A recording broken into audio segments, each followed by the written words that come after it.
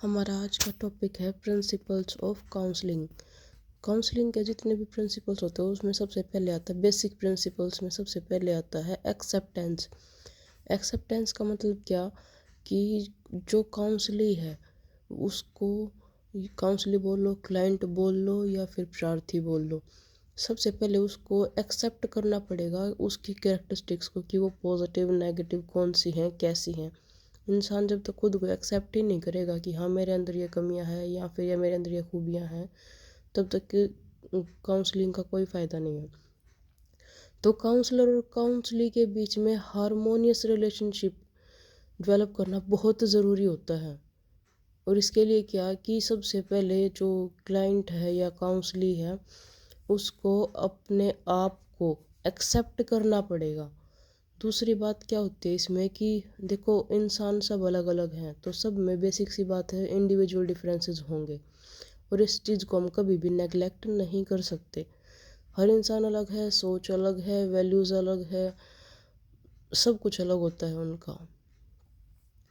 तो काउंसलर को क्या करना चाहिए कि काउंसलिंग की तरफ उसको सिंपैथी और अंडरस्टैंडिंग दिखानी चाहिए कि हाँ मैं आपकी बातों को समझ सकता हूँ, तो आप मेरे पे भरोसा कर सकते हो। मतलब एक बिल्कुल फ्रैंक एनवायरनमेंट देना होता है उसको। उसका रिजल्ट क्या निकलता है फिर ये सिंपैथी और अंडरस्टैंडिंग दिखाने का कि जो क्लाइंट होता है वो उसकी प्रॉब्लम को अच्छे तरीके से फ्रीली एक्सप्लेन कर देता है फिर। तभी तो, और किसी उसको काउंसलिंग का फ़ायदा तभी तो है ना जब हमें क्लाइंट की एग्जैक्ट प्रॉब्लम का पता लगे। प्रॉब्लम वो कब बताएगा जब काउंसलर उसके साथ बिल्कुल सिंपैथेटिक और अंडरस्टैंडिंग वाला बिहेवियर करेगा। दूसरा पॉइंट आता है अंडरस्टैंडिंग।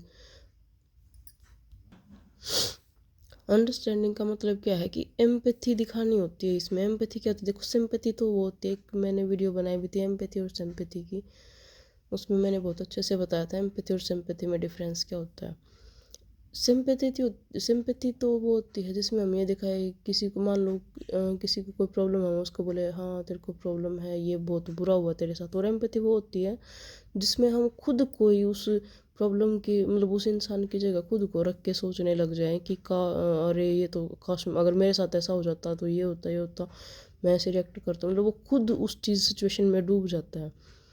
तो देखो काउंसलर और काउंसली के बीच में क्या होता है, सेम वेव लेंथ का होना बहुत ज़रूरी होता है। क्या क्या ज़रूरी होता है काउंसलर और काउंसली के बीच में, सेम फीलिंग्स। काउंसलर को ये चाहिए कि उसको दिखाए कि मैं भी सेम फील कर रहा हूँ, सेम एक्सपीरियंस उस टाइम पे जो प्रॉब्लम है उसके लिए जो सोचने का तरीका है वो भी सेम।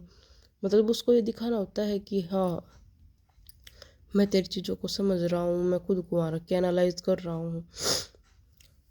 ये होती है एम्पैथी, और ये काउंसलर और काउंसली के बीच में होना बहुत ज़रूरी होता है। अगला क्या है, कम्युनिकेशन। कम्युनिकेशन मतलब आपस में बातचीत करना, कम्युनिकेट करना, वार्तालाप करना। काउंसलर और काउंसली हैं जो दोनों, इनके बीच में एक सोशल रिलेशनशिप होता है क्योंकि दोनों सोसाइटी में रहते हैं, ह्यूमन बींग्स हैं, तो इनके बीच में कैसा रिलेशन है, सोशल रिलेशन। तो इसमें जो अनसर्टेनिटी होती है उसका रिजल्ट क्या होता है, get only one meaning of his thought, कि उसने जो बात बोली है ना उसका सिर्फ वही मीनिंग निकालना चाहिए। काउंसलर को ये नहीं कि वो अपनी तरफ से कुछ भी बनाया जा रहा है, नहीं, क्लाइंट के साथ कभी भी ऐसा नहीं करना चाहिए। जो क्लाइंट होता है वो कई बार होता है कि इमोशनली कन्फ्लिक्ट हो जाता है, तो उस टाइम उसको क्या करना चाहिए कि उसने उसके एक्सपीरियंसेस के बेसिस पे क्या करना चाहिए, उसको ये करना चाहिए कि हाँ भाई कुछ नहीं, तेरे को जो मन में आ रहा है तू बोल, उससे कोई दिक्कत नहीं है। मतलब इन क्लाइंट को इतना सिक्योर फील करवाना चाहिए, इतने अच्छे से कम्युनिकेट करना चाहिए उसके साथ, तो क्योंकि जो उसको हैबिटेशन थी वो उसकी ख़त्म हो जाए।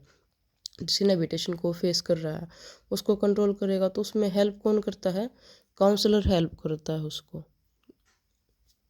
अच्छा इसमें एक चीज़ और थी, देखो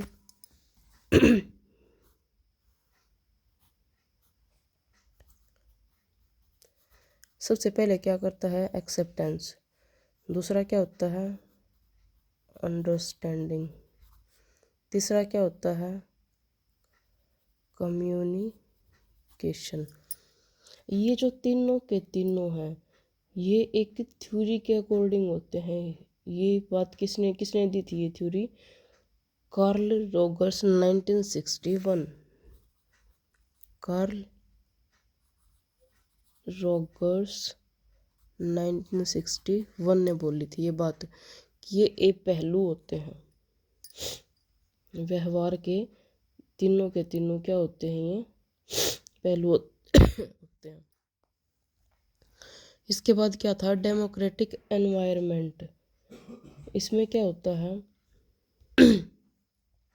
कि जो हमारा जो क्लाइंट है उसको अपने एक्सपीरियंस है या वो जो प्रॉब्लम फेस कर रहा है उसकी जो फीलिंग्स हैं सब कुछ उसको एक्सप्रेस करने के लिए पूरी फ्रीडम देनी चाहिए, वो अपनी साइड को अच्छे से एक्सप्लेन कर पाए। इसमें इम्पोर्टेंस किसको दी जाती है? ह्यूमन राइट्स को। ह्यूमन राइट क्या है? फ्रीडम का, कि किसी भी इंडिविजुअल को अपनी बात रखने का, एक्सप्रेस करने का पूरा पूरा अधिकार है।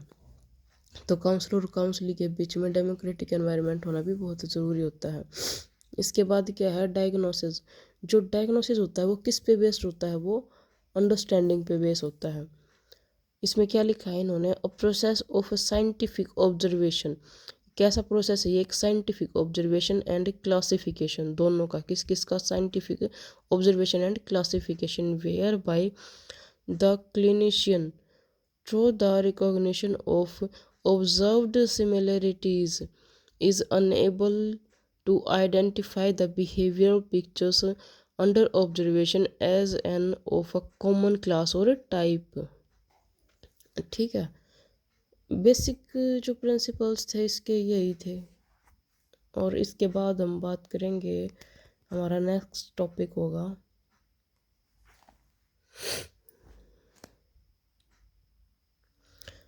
स्पेशल एरियाज ऑफ काउंसलिंग, ये वाले टॉपिक हैं। और उसके बाद अभी तुम ये देखो कि तुम्हारा इस चैप्टर में क्या क्या होगा। काउंसलिंग का मीनिंग, डेफिनेशन, नेचर, नीड, और आज हमारे प्रिंसिपल्स कंप्लीट हो गए। और आगे हम करेंगे स्पेशल एरियाज ऑफ काउंसलिंग। ठीक है, तो अच्छे से पढ़ते रहो, एग्ज़ाम टाइम चल रहे हैं, और चैनल को सब्सक्राइब किया करो। आज के लिए सिर्फ इतना ही। Thank you.